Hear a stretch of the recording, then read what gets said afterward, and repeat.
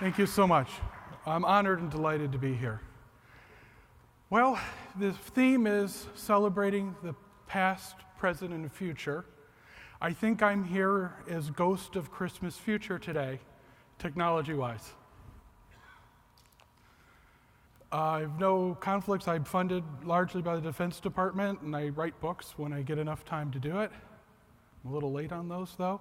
And I want to thank all my colleagues and all those who have supported me over the years, and friends of the Defense Department and other academic institutions and great companies and people with great ideas over the years. I would like to talk about a couple things today as the incoming technology chairman and someone who's curious. I would like to talk a little bit about some things that are disruptive in the past, may be disruptive in the future. And so I wanted to try to stretch my thinking and goals for some of these things today with you. I also wanted to talk about, what areas could we possibly see big changes in the future? I'm not necessarily making a prediction, but I'm just looking at that. And then finally, I think when it comes to innovation, there's a really necessary precursor that I can share with you, because I know you get a lot of these innovation speeches and they say, be innovative, or this is the magic formula to innovation, or if only you could be as cool as me. I'll leave that to the motivational speakers.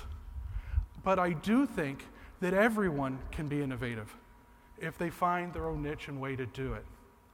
And that has been sort of a key to how I've tried to approach things in my whole life. Now, I think many of you may recall on the stage last year, Phil Abramson, the son of Dr. Stephen Abramson, was on the stage last year, where we honored the doctor for his contributions to the field of medical simulation, be it Sim1. But the big disruptor from him was the introduction with Dr. Barrows of human standardized patients, something he called the program patient. And boy, did he have battles. Boy, was it difficult for him. And he had struggles. And yet, we recognize the great deeds he has done 50 years later. And I'm in awe of that. I've been asked by the Society to share some of my research with you. And I will do so today. And I want to extend that and talk about some other things. I don't want to be a one-song, one-hit wonder here. The research I'm involved with that we've been sharing here at this conference is I'm trying to create virtual standardized patients, along with my colleagues at USC and Breakaway Games and the Department of Defense, and trying to find a path forward to evolve the work that Dr. Abramson and all the great people who are doing work in this field, because I think there might be some advantages and exciting challenges. And there's others who have done great things in this field as well. And the reason why we're sharing this with you, besides the fact I think it's pretty cool, is because it's kind of a new open experimental field. We don't know completely how it'll turn out. But beyond that, we had some really lofty challenges that we had to overcome to get to even where we are now. So I'd like to introduce these to you with my mentor and colleague. 1963 saw the introduction of the programmed patient, now known as standardized patients. They have had a great impact on medical education. 50 years hence, we return with a new kind of programmed patient. Greetings, colleagues. I am Hippocrates 2.0. Made in the image of the great doctor, I am the first of my kind, a synthetic attending physician.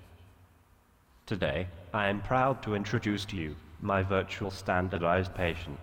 They listen, respond, and even reason. Like me, they teach and they challenge.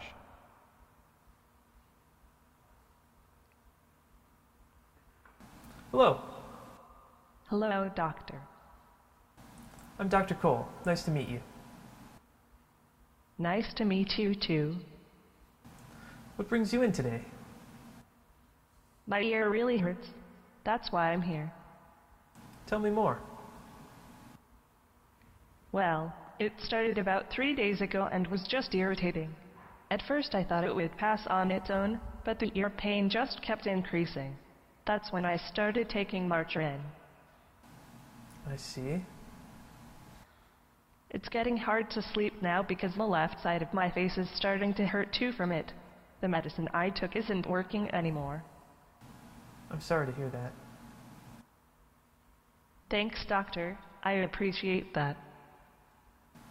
When did this start? This started 3 days ago.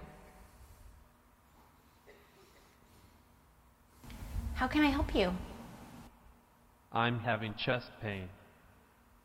Tell me about the pain. It's in the middle of my chest. It's a crushing pain. Can you rate the pain on a 1 to 10 scale? I guess an 8 or 9. Is the pain more like a pressure? Yes, exactly. It is like a weight on my chest. Does the pain radiate? The pain travels to my shoulder and to my chin. Have you tried cutting down on your drinking? I tried to stop drinking in the morning. Now, I won't have my first drink before 11. Do you have blackouts when you drink? Yes, I can never remember the night before.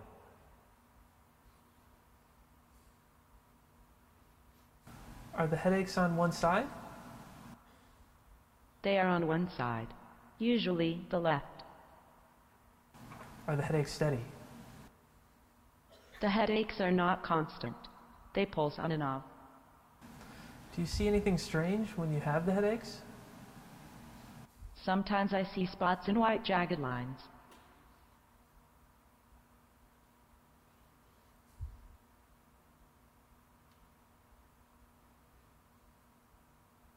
Hello, doctor. I know you were planning shots for this well baby visit. I am worried about the vaccines. Perhaps we should not give them to Rhonda. You are concerned about vaccinating Rhonda. What are you worried about specifically? My husband and I are worried about the connection between vaccines and autism. We heard about it on Dr. Oz. It is really concerning. Stories on television like this are worrying a lot of parents. I can see why you'd be concerned. I do not want to do anything to hurt Rhonda. As a medical doctor, I have spent quite a bit of time looking at this issue. I see.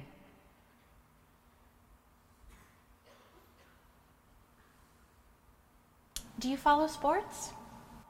I like Serena Williams a lot. Do you play sports? I do the swim team. I'm thinking of playing soccer, but I don't know if I have the time because I need to get good grades too.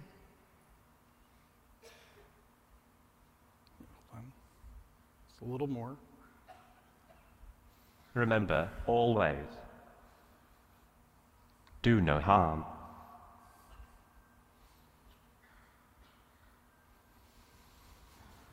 Okay. Well, it was fun. So that's a playthrough for various patient tests, and it's been a lot of fun to do that. I've got to say, what do I want to say about that? That was hard. Because every one of those patients, except for the one where you clicked on stuff, and by the way, we were just recording her asking those questions so you could tell what she was clicking for that particular one. But every one of those other 5 patients, you could have asked them any of those questions that were asked of any of the patients, and they would have had an answer. And I don't know. When I use the thing and we got it to this point, I have a hard time believing it works. I can't believe it works like this. And I guess if you've created something and worked with others, you get that sensation. When I made my first website for medical education, med school, rapid rash review, it was kind of like that, but it really hit me when I made Cervix City, the interactive OS. And I'm like, wow, this is so cool. That the moment of discovery as a technologist, that moment where something actually works is an incredible moment for a creator. And when they see learners using what you make, it's an incredible feeling of satisfaction. I hope some of you get at some point in your life. And I'm sure that's what drives all those great companies that do all that cool stuff that they do. So just so you know, this standard patient thing is a research project. It's about to go in beta. It's free because it's the government paid for it, and we want to see what people will do with this and what sort of things they'll think of to break the system and try things that we never anticipated. So we're going to put it out there for free and let people try to author their own stuff and do that, and that's another experiment. But I've been asked to share, well, how was that sort of done? So one of the challenges we faced is that there's others have made virtual standardized patients. We even, our own institution made them before. We made a couple. Generally, the story was it took a team of experts and computer scientists about 6 months to make a case, and the second case was 4 months, and it was a lot of work. The cases were pretty rigid. They demoed as well or better than that. And then when you get on and try to use them, they're very rigid. You don't ask just the right way, they would break. And then if you went off field a little bit, they had no response. And so I said, well, we have to do something at that level, because if it takes, you can make 2 or 3 patients a year, you're never going to have a critical mass to have any benefit with learners. So we tried to set out is how do we make these things so that people can author them? And what we've done is we've succeeded in taking that authoring time from 6 months to a few hours to 1 day. So let's say 2.3 to 3 log reduction, 200 to 1,000 time reduction in effort.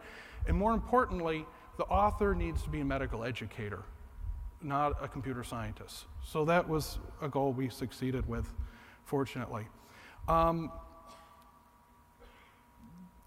We had an inspiration of how to design the patient to make that work, and I'd like to share that with you now. Well, Doc, I think I did pretty well in my tests. You may shake my hand if you like. Well, under the circumstances, I'd rather not. Eh? Mr. Burns, I'm afraid you are the sickest man in the United States. You have everything. You mean I have pneumonia? Yes. Juvenile diabetes? Yes. Hysterical pregnancy? A little bit, yes. You also have several diseases that have just been discovered in you. I see. You sure you just haven't made thousands of mistakes? No, I'm afraid not. Well, this sounds like bad news. Well, you'd think so, but all of your diseases are in perfect balance. If you have a moment, I can explain. Well, here's the door to your body, you see? And these are oversized novelty germs. That's influenza, that's bronchitis, and this cute little cuddlebug is pancreatic cancer. Here's what happens when they all try to get through the door at once. Move it, shout ahead. We call it Three Stooges syndrome. So what you're saying is, I'm indestructible. Oh, no. In fact, even a slight breeze could... Indestructible. I love The Simpsons. In a way, that is what we actually set out to do. What we did was we made a super patient that has everything, just like Dr. Burns, potentially. We call them archetypes, and we built something called a unified or universal medical taxonomy that was basically the potential to have every condition you can think of in one patient that we're likely to encounter in a medical scenario with an SP. And then we set these things called archetypes up with this universal medical taxonomy to have basically default responses. So although they may have every disease, including a little pancreatic cancer trying to get through, their answers are, well, I'm normal. No, I don't have a headache. No fever here. No, I'm not having constipation. My period was 3 weeks ago. It was fine. Light spotting, no big deal. Actually, if you ask a guy that, they'll tell you that. We got to fix that part. So the thing is that this universal description took a lot of work and effort, and we're still refining it. But having a universal patient allows us to have a large but finite world to do natural language training to. And it also provided consistency to build an evaluation for an author to be able to target. The second technology that we really had to refine, and this is the Achilles heel of trying to do this sort of thing, is natural language understanding, which has limitations.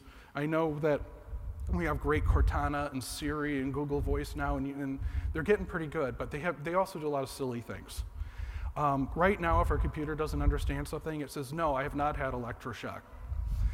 but it rarely happens. Our NLU system's working really, really, really surprisingly well, and I've lost sleep over this.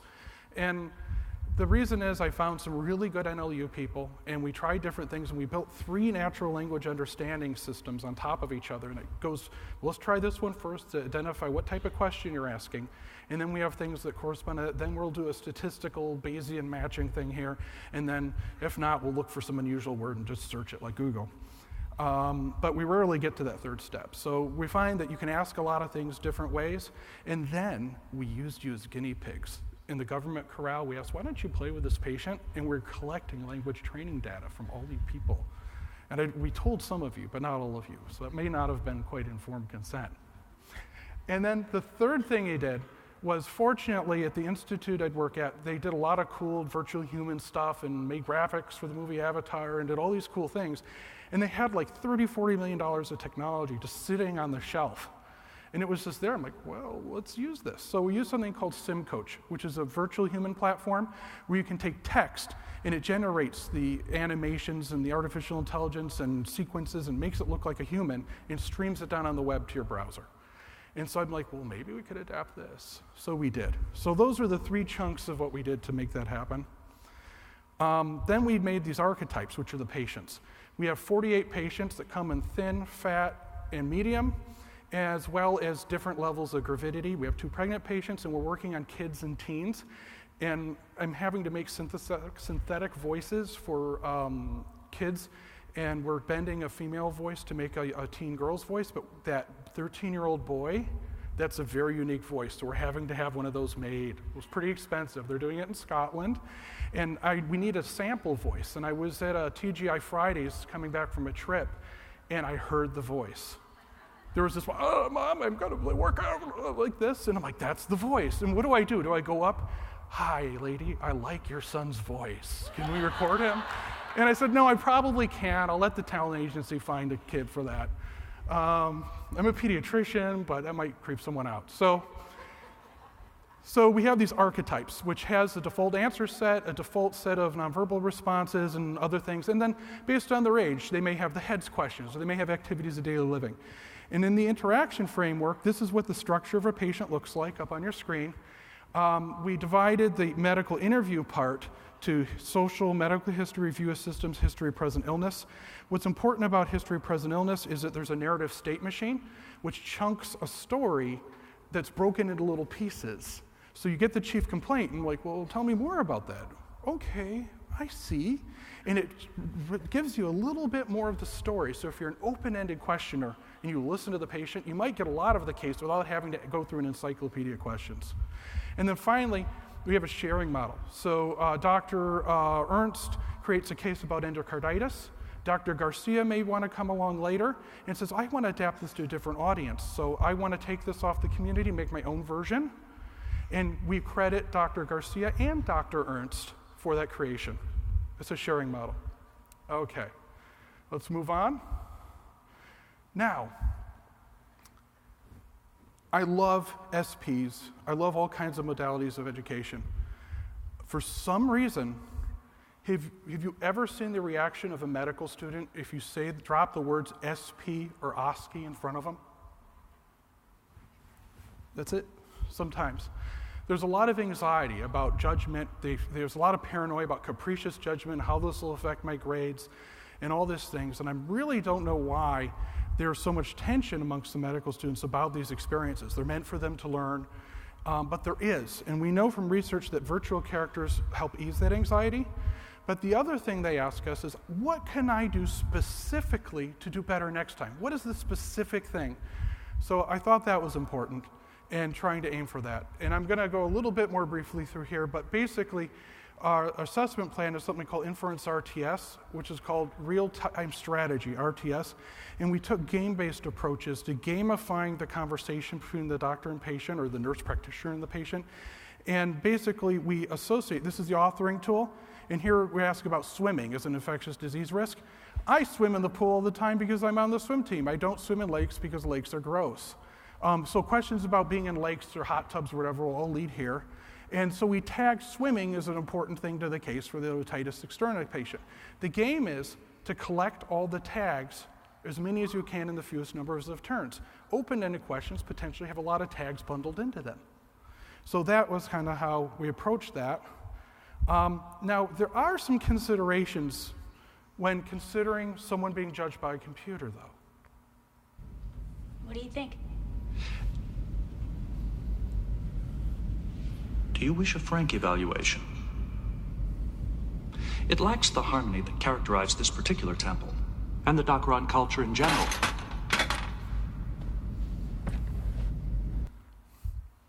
Well, there you go.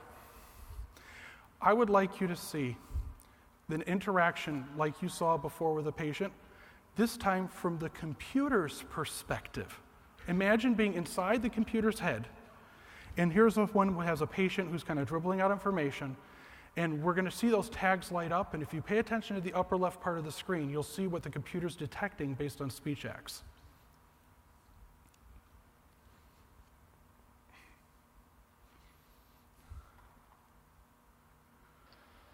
Hello. Hello there. Was traffic a problem? No, traffic wasn't too bad. What brings you in today? I'm feeling tired and sick. Tell me more about that. I've been sick for more than a week. I'm coughing and a fever. It's making me feel run down.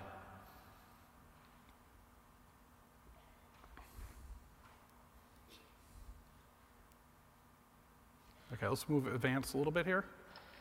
How is your breathing? I'm a bit short of breath, especially when I move around. The cough sometimes comes in attack waves. When that happens, I can't stop. Is the cough productive or dry? It's dry.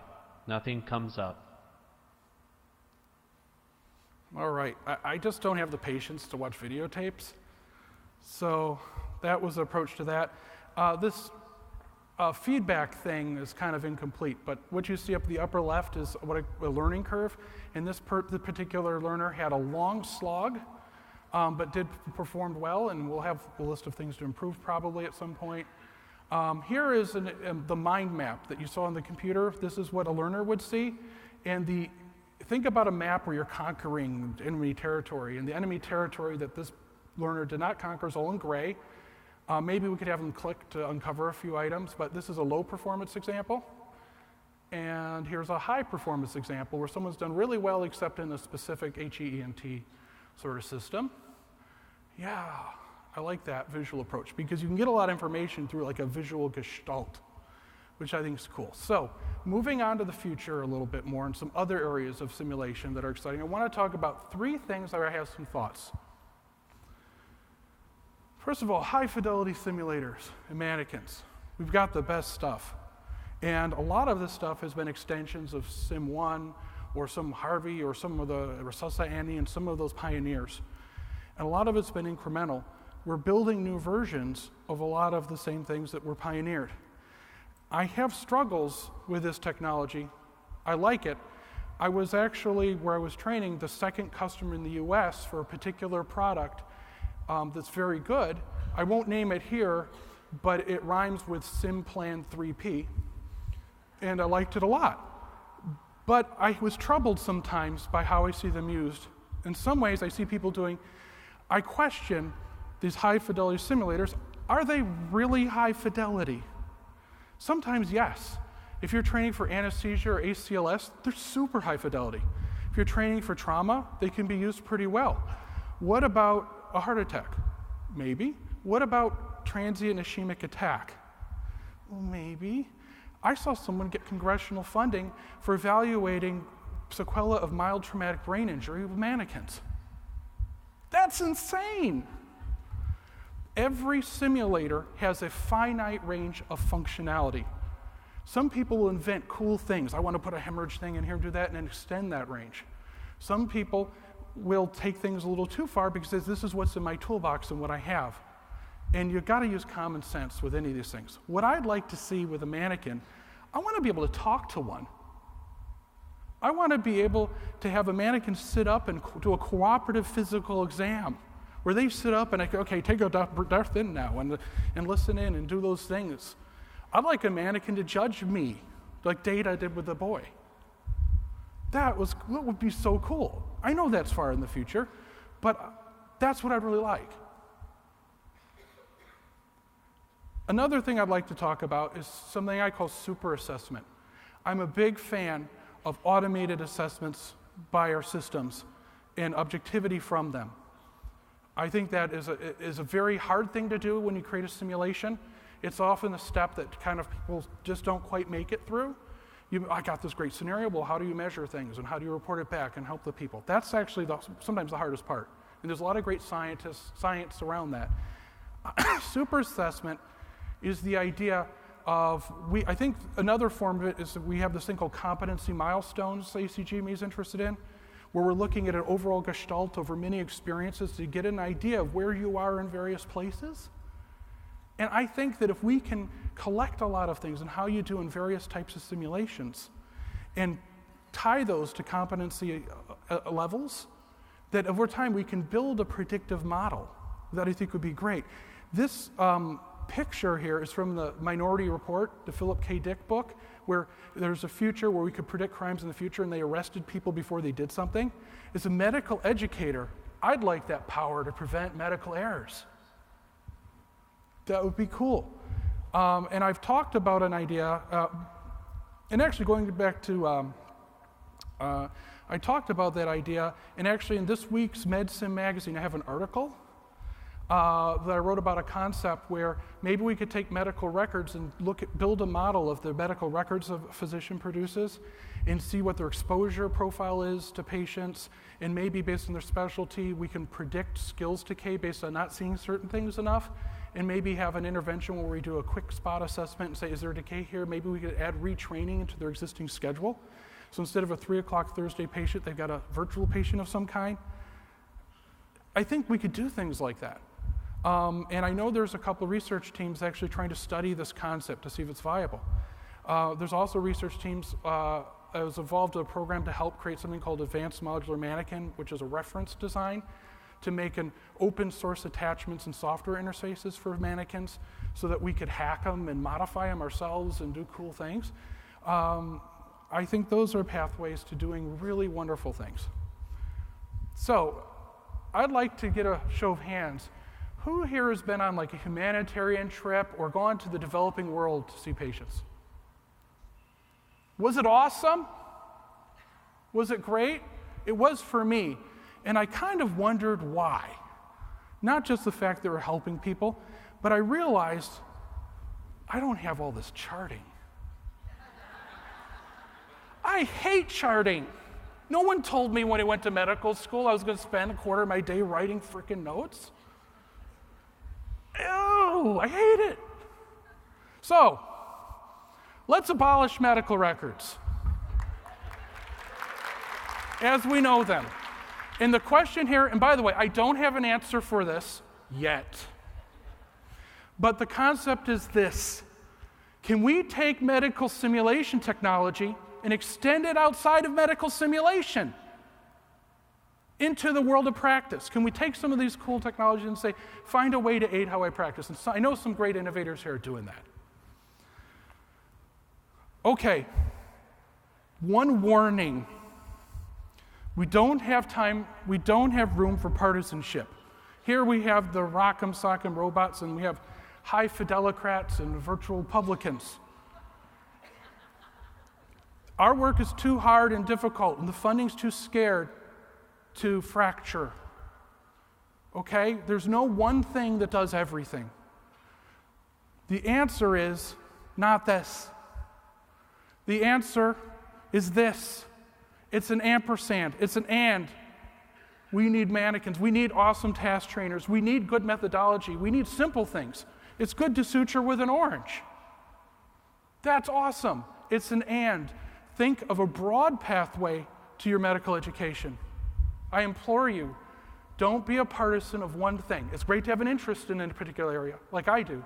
But remember, there's other stuff out there. Don't be a slave to your technology. Master it.